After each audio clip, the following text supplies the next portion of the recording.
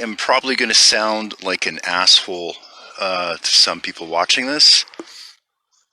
It's not my intention, so if something I say rubs you the wrong way, you know, instead of erupting on me, you're welcome to send me like a polite rebuttal, and maybe we can chat about it and see what happens. Anyway, I'll come back to that. I want to share something with you.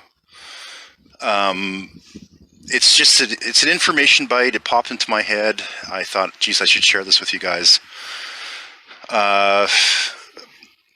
Those people that follow me, I know you come from different backgrounds. Some of the more business, science, academic group. I think that, is kind of split in our demographic. I'd say about half of them get what I'm saying and they're on board. The other half are intrigued, but they're highly skeptical, which is fine. My assertion is that if you actually put in a sufficient amount of legwork and effort, you'll come to essentially the same conclusions. You might interpret it differently. That's okay. But there's a concept in astrology, and I know that, again, there's a small chunk of our group that's going like, oh, here we go, talking about astrology again. Why is a science guy talking about astrology? If you haven't seen some of the previous videos, you should check them out. There's a number of problems that exist in astrology as a practice today. And some of the biggest problems is how are they interfacing with people that don't understand it, in the sense of what are the concepts, how are they being described? So I think what happens is that a lot of people that might actually benefit from some of the understandings and ideas in astrology as a collection of information, it's lost to them because they can't grasp, certain ideas and why they're relevant. And then the problem is compounded in that, unfortunately, there's a lot of astrologers out there, and astrologers that are well known, they have notoriety. When it really comes down to it, they can't understand effectively some of the most simple ideas. And I think part of the reason that they can't is that they don't really understand the why of something. And to understand the why of something is pretty fundamental. It's like teaching art class, but you don't really understand why the colors mix into different colors a certain way. Like, how do you teach art effectively without describing some of the most, what is gravity? And ironically, not always, but at times I've been invited to speak at certain circles that have certain disciplines because they have an interest in some of the stuff that I've done or what I've been talking about. And even when I get invited to radio shows, what's usually going on is that somebody has a flag of ideology that underrides everything that they're into. And as long as you present something that's of genuine value and interest to them, they're fine, up until the point where they scrutinize you to see if you have the same ideology. And if your ideology differs, or it's quite different, then they start throttling that. There's a threshold of tolerance there because they feel threatened. And it's weird because usually when I get invited to those kinds of scenarios, the mindset I'm usually in is like I feel happy, I feel joyous, I have like a sense of like just innocent wonder about the topic, and I'm eager to share.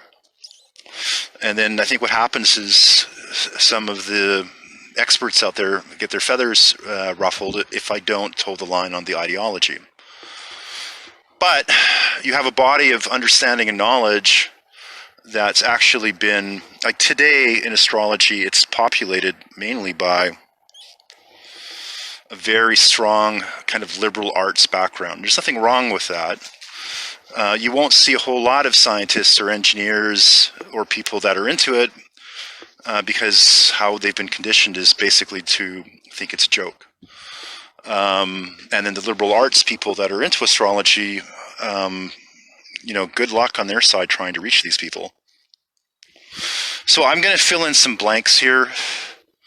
I've spent a lot of time compiling good science, like amazing pieces of understanding that describes the why of how are things in space possibly able to affect us here.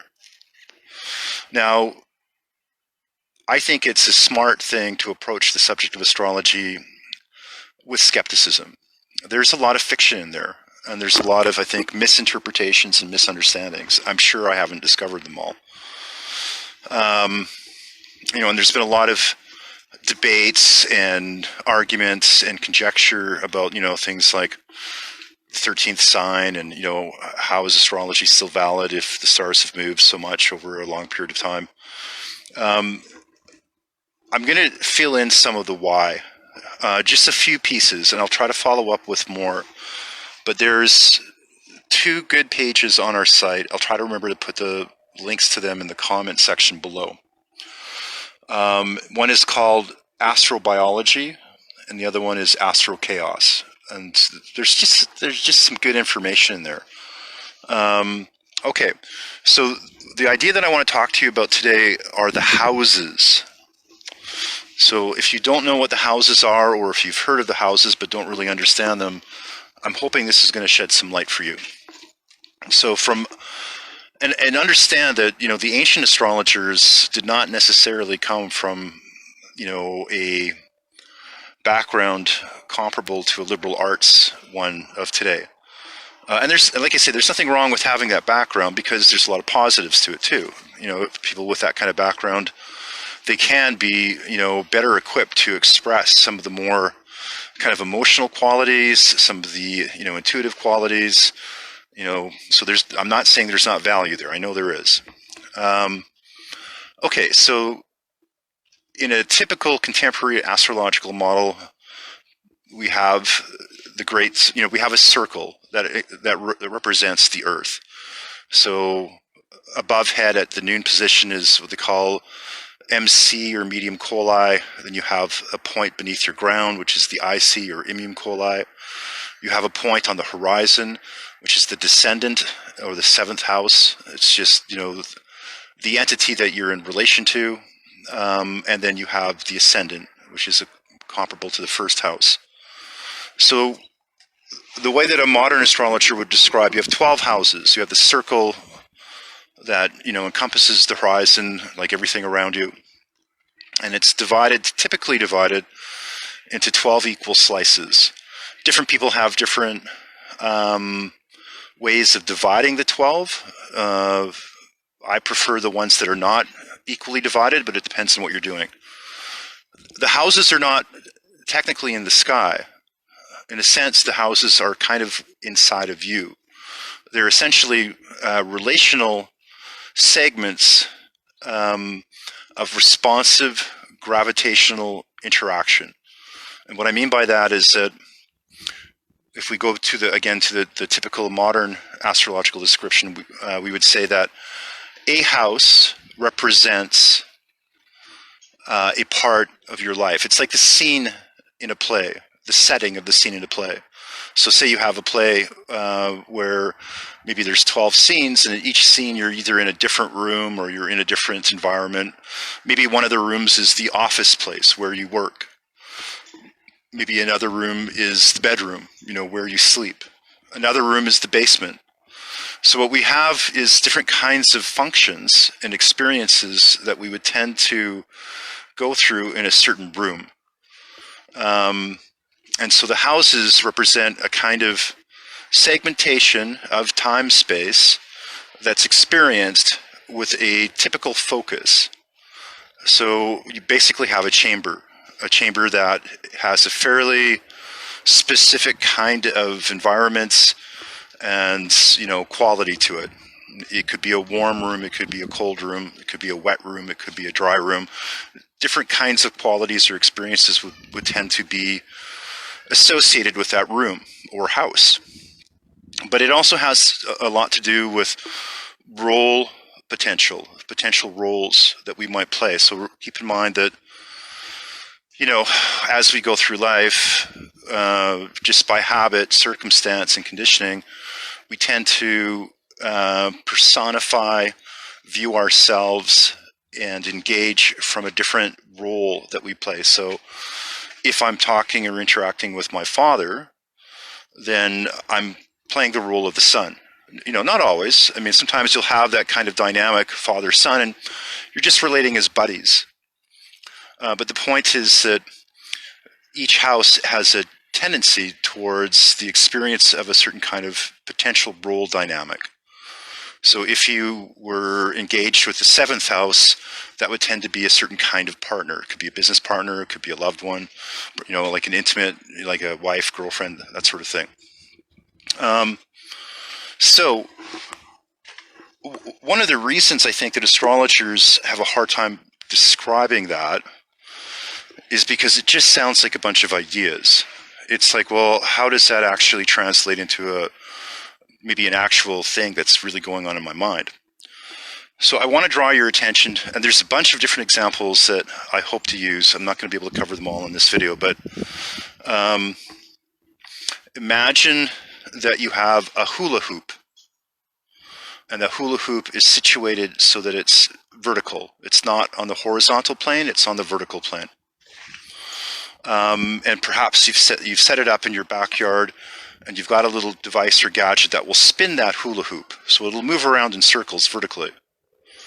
Now, around the perimeter of the hula hoop, you have little tiny cameras. You have 12 little cameras.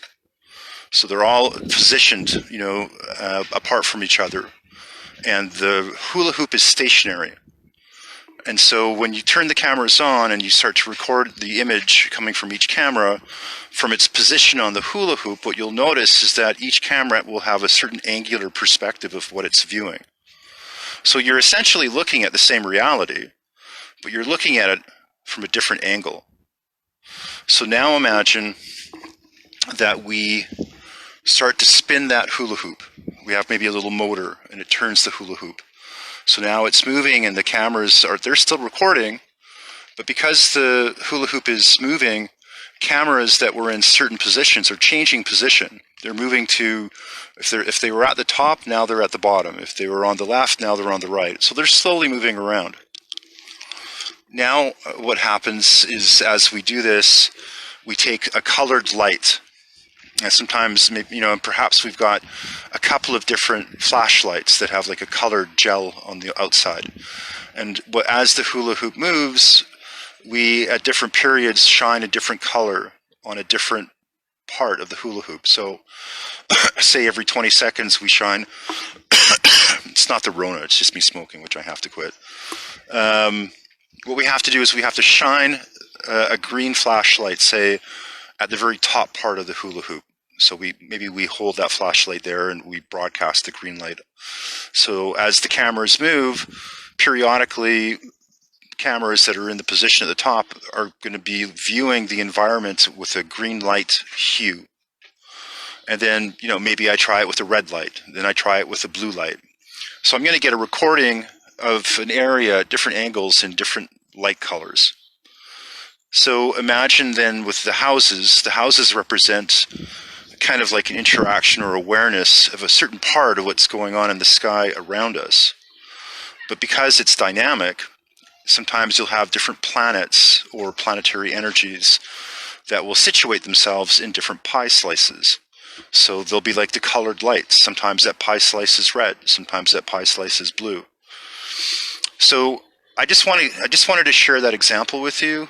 You know, what it means is that if you take a look at the different roles that you play in your life and the different kinds of experiences you have in different environments, the qualities of the experiences, how you'll feel, what your behavior may be like, what your impulses may be like, will be colored and influenced by the dynamic change happening within that region. But there's another example that I want to also leave you with, because there's a lot more to this picture. Probably some of you have heard that your eyes will tend, like for most people, to unconsciously move different directions in relation to what's being cognitively processed. So, chances are, if you're remembering something, your eyes will automatically shift a certain direction. If you're in deep focused thought, your eyes will move a different direction, just generally as an average. Now, one of the reasons that they've said, the science, behind that is, why do people's eyes move up? For instance, in some cases when they're remembering, and one example is they say that there's a linkage between eye roll up movements and the production of alpha waves. Unfortunately, as often happens, the assertion is that the reason that people move their eyes up is because it produces alpha frequencies. So that's a misinterpretation as far as I'm concerned. Is there a linkage between the two? Yeah, there is. But what I really want to kind of like just share with you in regards to this example is that imagine if we're not just dealing with a functional biological dynamic purely, but we're also dealing with something that's of a higher order related to the mind. So not the meat, not the hardware of the radio, but the signal that's in the radio. The actual information, the actual conscious, the source of the consciousness in the mind. And then imagine that there is a coupling mechanism between mind and physical interaction. So in other words, if the mind enters a certain state, it can have an effect on physiology, so physical reaction. But the reason I'm telling you all this is that if our eyes move in specific locations, and if there is a relation of that physical mechanism to the mind, then it would seem to imply, as one possible causation, that there is an unknown axis of orientation that exists. It's there, whether we're conscious of it or not.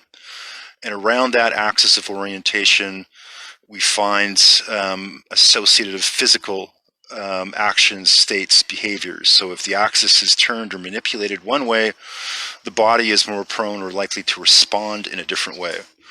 But what I'm asserting is that if such a thing existed, and I'm pretty sure it does, that this would be intrinsically related to the notion of houses. I know that's a lot to take in. That's not a complete description.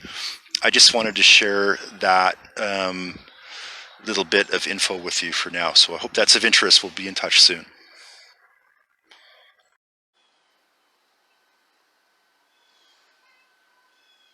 Hey folks, I just realized there was something I should have clarified in just the last video segment. So I want to just take a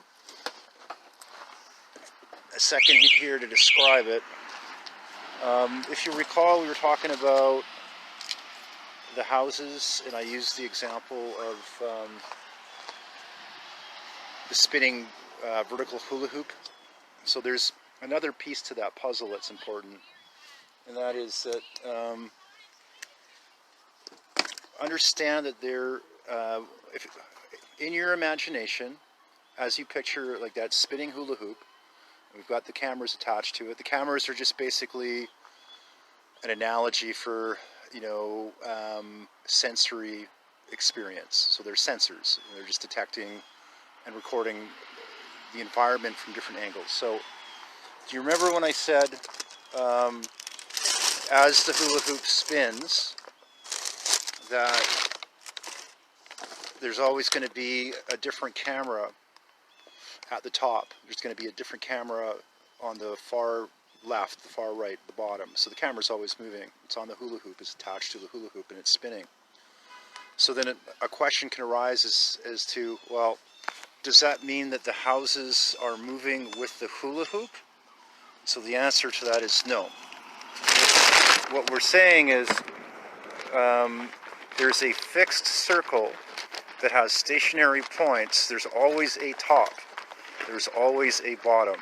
There's always a far left, a far right. There's always 12, say, equal points that are fixed in space. But as the hoop moves past those fixed points, they carry with it, say different colored flashlight emissions. They carry different angular positions. So this represents the experiences or qualities that are moving through the fixed points. Hope that makes sense. Now the other thing is that it gets super interesting, and this is really where I'm not going to go into it in detail now, but I just want to kind of give you an idea as to what I'm talking about. One of the areas that I enjoyed the most when I was in school for computing science, and also when I was working in the past as an IT professional or systems analyst, was that just the subject of database theory. And so I'm not going to get into some complex tech description of it, but there's ideas that are in database theory that are directly translatable into astrology, just as a concept, and they're super useful in life. So one of the concepts is the idea of an index, right, or a criteria set. So I'm just going to give you a simple example. Let's say you got to go out to your backyard, you got to clean the garage out, and the garage hasn't been cleaned for a long time, and there's a lot of crap in there. There's all kinds of stuff. There's memorabilia, there's fishing equipment, maybe there's hunting equipment, tools. They're just scattered throughout the garage. So the first thing that you do is you go in there, you try to spot what the garbage is, so you categorize everything that's in the, and you catalog in your mind everything that's in the garage, and you have criteria. So you qualify something as, is this garbage? Do I need it? Is it in good shape? Is it in good repair? Or can I get rid of it? So you go through the garage and you sort all the garbage out. Then you designate a spot as to where you're going to put the garbage, because it's got to get hauled away. And then you go through the rest of the garage. You find all the children's toys. You catalog them, you categorize them, you sort them, you put them in a very special location. You go through this and do the same thing with memorabilia. Everything that's in there, all the tools go together, all the tools get evaluated. So what you have at the end is basically a bunch of piles of things of a specific nature, possibly a different function. And so this idea is one that we see throughout life, and it's fundamental to an understanding of the houses, because interestingly, this is going to sound trippy, and it would take too long to go into all the detail of it, but essentially, do you remember I said that different houses tend to impart different kinds of roles?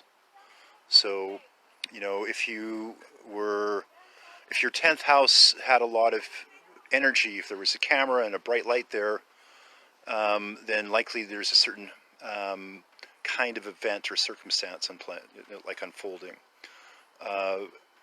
We know that going through the houses, so the house is like a segment of time and space, then the kinds of objects that will move through the house will be the sign, the planet, stars, and then you'll have relationships between the houses. In other words, if a planet or a star or some body of significance is, in real time dynamically in a house, it would tend to impart a certain kind of influence. And we would usually associate, the same way that I talked about the index with database theory, like certain kinds of things go together. And so certain kinds of planets, when we look at the planets, we personify them in the sense of, in the model of astrology, we would say that planets tend to represent people or personifications of an energy. So it's likely in your life, it's either you playing the role of a planetary, you're being influenced by an archetypal energy field, or it's manifesting as another person in some capacity in your life. And then we say the signs are like the costumes that they wear. And so these are related and they're interchangeable. So for example, you could say have a person represented by Saturn, and they might have different attributes. They might be, say, a very Saturnian type person. They're tall, they're thin, they're a little bit older, but their occupation might be a fireman. And so they might be dressed, in, fireman's gear. And so the gear, the fireman's costume or the uniform would be the sign. And then the person in the costume would be the planet. And then the house would be basically the place. It's the kind of environment or setting that it happens in. So when we talk about that example of the vertical spinning hula hoop, these are just energies. These are different qualities that are moving into a static continuum that's fixed. So I just wanted to clarify that. Yeah, I also just wanted to, at the end of this video, express gratitude, to everyone. These last few years have been, you've really supported the work that I'm doing. It's been great, honestly. So thank you for that. But I also wanted to just take a moment to say thank you to those companies, those business executives, those individuals that have licensed my technology recently and in the past. Sometimes they rebrand it. I'm totally comfortable, for any of the licensees, that have gotten on board, and whether you're rebranding it or you're promoting it as SOS, whatever contents generally I have, you're always welcome to use in your promotions. And when there's a good-hearted transaction and you need help and support, I'm happy to do what I can. So your efforts and activity go a long way in supporting the research and development, and so that's deeply appreciated. And for any groups or individuals that have licensed tech, just remember that you can get a hold of me. I'll do everything I can reasonably to support you. And the only thing I would say is that when and if you use content from our site, the only thing I would say is just let me know. Most of the stuff on there is shareable if you're rebranding our product, or if you're just promoting it as is. It's generally fine to use that content. But some things, for instance, we've purchased art from suppliers, and sometimes some of the artwork that we've purchased in the promotion of our product, we only have a direct, we only have permission to use it in a certain capacity. So some of the stuff, when you go through our site, if you're pulling content to use in the promotion of our products, whether it's rebranded or as is, just check with me, because there might be some pieces in our content that I don't have I don't have permission to share past the initial usage that we licensed the artwork for. But yeah, I just wanted to say thank you for that, and I'll be in touch with everybody soon.